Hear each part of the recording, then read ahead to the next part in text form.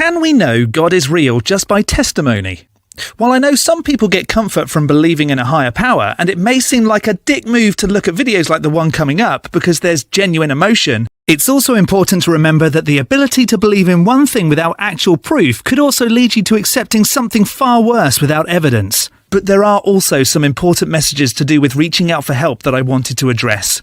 So let's see if we can know that God is real with supposed encounters with Jesus.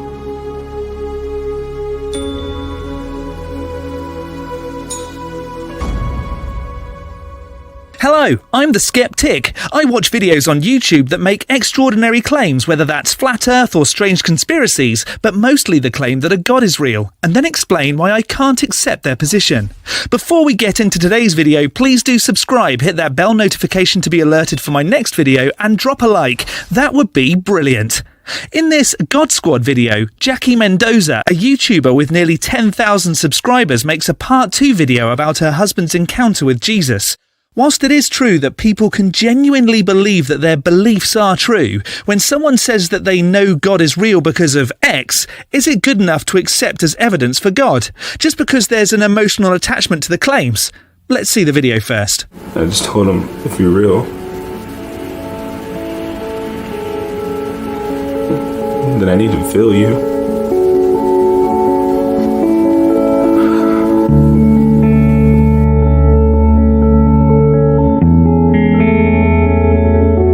To be that guy, though sometimes it can't be helped, but there are other videos on my channel talking about whether or not we can accept the Bible as the Word of God, so it's not a great start. Hi everybody, welcome to my channel. My name is Jackie. I post faith videos, lifestyle videos, and vlogs, and anything that I love.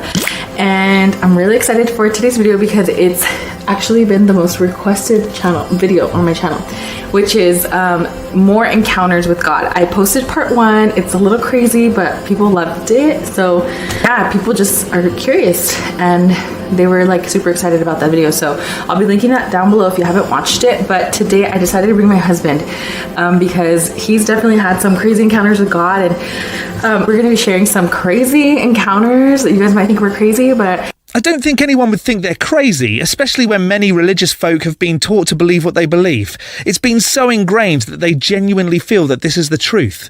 What I like to do is discover why they think it's the truth. I'm Josh. My title is husband. And yeah, she told me a few weeks ago, she's like, hey, start thinking about some of the, I want to do a video people are requesting on encounters with God. So I don't know if it was just crazy encounters I had with God, or if it was how to have encounters with God. And so she told me, think of a few encounters that you've had with God, kind of the ones that really stand out to you. Well, I had a chance to drive and think and pray and think about the encounters I had with God.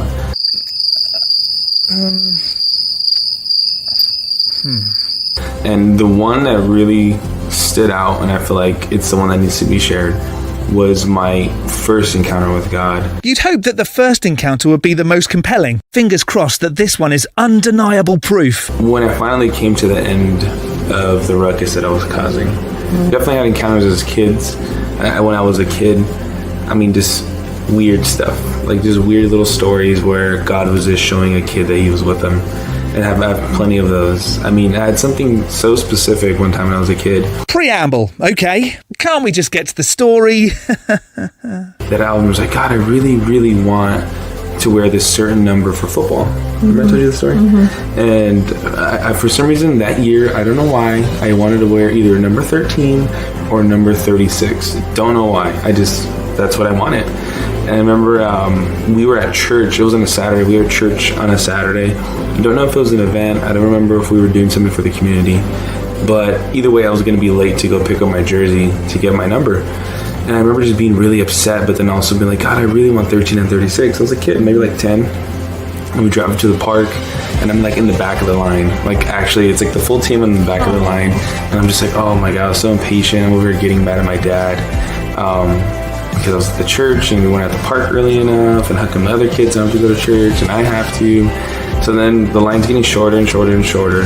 And lo and behold, when I looked down on the ground, the last 2 jerseys available were 13 and 36. That's so crazy. And they're right next to each other. And I remember looking at that and being like, wow, And my dad kind of looked at me, and he can even say this story is true. He looked at me, he's just like, Well, God's which do you want? faithfulness. So I chose 13. So that was like a little baby story, but Yeah. Okay, at the risk of sounding like an absolute arse here, how is that an encounter with God? Is it that remarkable that 2 shirts were remaining? Since those numbers were available, statistically speaking, it is still probable that one of the 2 numbers was available. Less so that both numbers were available, but still not impossible. And also, why would a God choose to save 2 numbered shirts for a kid who wanted them over, say, stopping bone cancer in young children? Just a thought. And let's say you can't explain how the shirts remained. Why do you then get to fill the gap with God? I would say the story that I really want to share is back in 2017. Wouldn't you start with the best story? I mean, quick background on me before I tell my whole story. Born and raised in the church, decided to turn away from God. Never had a relationship with God. Never tried to have a relationship with God. Had a lot of bitterness in my heart towards church people, I should say. And certain people that, you know, it kind of bothered me because of the stuff they did towards my family. So, you know, just human stuff, church people stuff. Started going down this huge wormhole of darkness, I should say.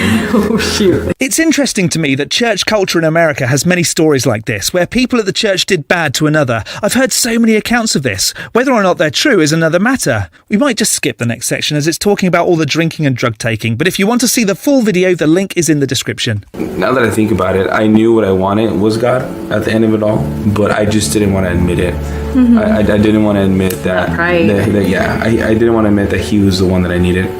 I didn't want to admit that I was messed up. You know, sometimes it's a hard pill to swallow, being messed up, and you have to come to terms with, like, you know what, I need change. I need change, and I didn't want to face it. I'd be a liar if I said that at that time I was like, oh, I have all these issues, I need to handle it. No, not at all. On a side note, if you're struggling with addiction and recovery from a difficult time in your life, there are also secular programs to help you get through. I'll leave a link to all of those in the description. I'm just gonna put it out there. There's a few times where I was just gonna kill myself. It was 2 really hardcore encounters. I wouldn't even say encounters. It was 2 really real moments that I was really gonna do this. This is where it could potentially be where I look like a jerk for talking in this video. But I would like to point out that 2020 was a difficult year, and I have also felt in the same position. If ever you have suicidal thoughts, please reach out for help. Someone will always listen, and there are helplines to help you too. Thought life got out of control. I was just convinced that everyone would be better that I wasn't here.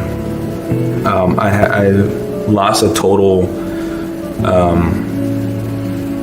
I had no fear of God anymore.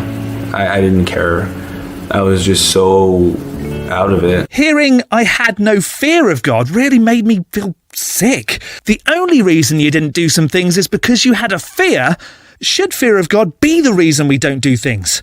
I love God because He scares me. I pray every day because I worry what God might do if I didn't. What kind of a person scares you into doing good things? I thought this was the only way to do it, to handle it. And there was just a few eerie times. I don't know if I should leave that for a testimony video. Really dark moments where I was going to do this, and just hearing voices, and it was out. I was out of my mind. It's interesting in some cases that hearing voices in some situations makes a person out of their mind, and yet when someone claims to hear God, they're taken as completely sane.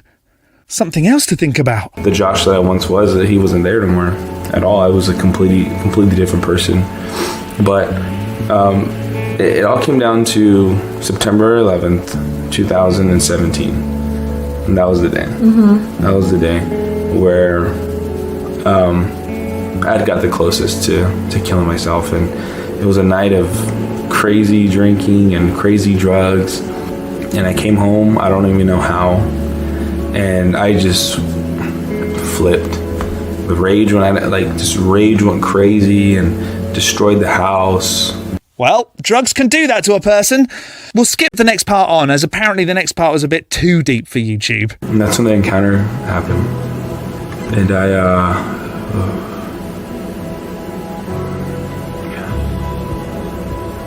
And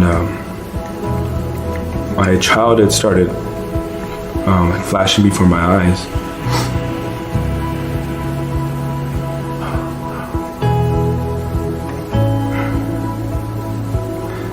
And just showed me that he was with me the whole time. And the dark moments and the good moments,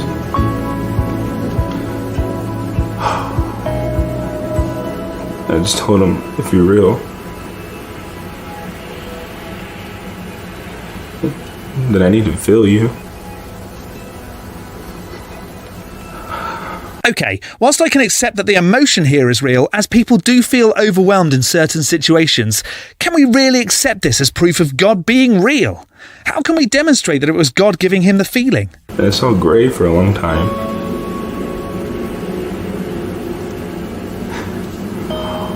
And then all of a sudden, this life came in the room. And I felt a hand on my shoulder. Could it have been that you made yourself feel that way? How would you know it was a God? I feel like I haven't heard this in a long time. It's been years I've heard this. I remember that, you telling me that. It's been years. And I felt his hand on my shoulder. This warmth came over me, and that cold, stone heart felt life again.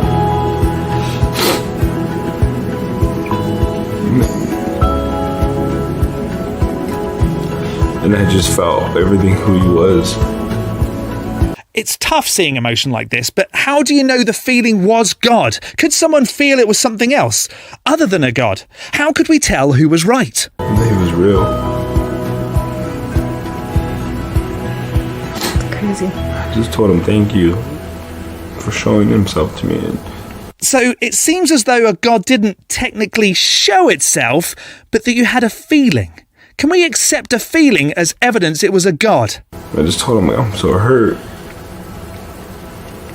I just felt him say, I know.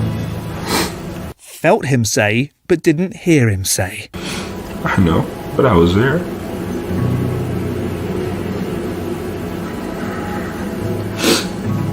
I just told him, I just want to change my life. It's just about life again, you know? I was seeing gray for a long time. I just felt life come over me. In that room that was so dark, I felt light in there. But technically, there were still substances in your body if the story you told moments before was true. How could we tell if it was the substances inside making you feel like that, or if it was a God? It's like I couldn't breathe for a long time. I just had a fresh breath. And there was like hope again.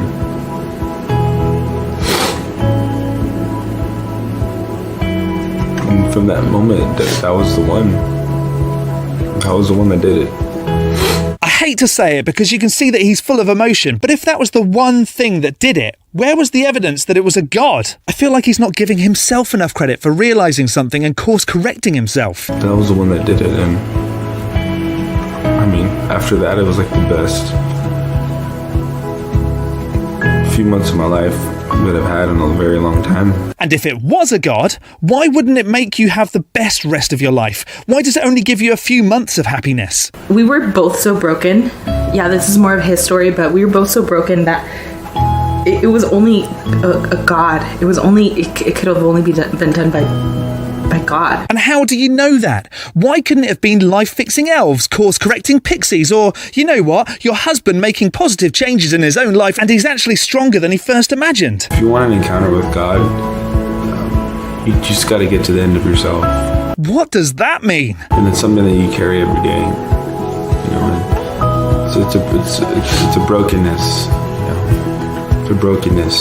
So, the only way to encounter God now is by being absolutely broken and having nothing else. So, do those who aren't in that position but also have a belief in God not have a genuine belief? And all that means is just being grateful. He sees the heart above all else. He looks at the heart above everything else. Oh, so now it's that we need to be grateful. Try to work that. Just work, do works, yada, yada, yada. Sure, faith without works is dead. But at the end of it all, he just wants your heart. If you can get your heart first, and then the rest will be ironed out. Yeah.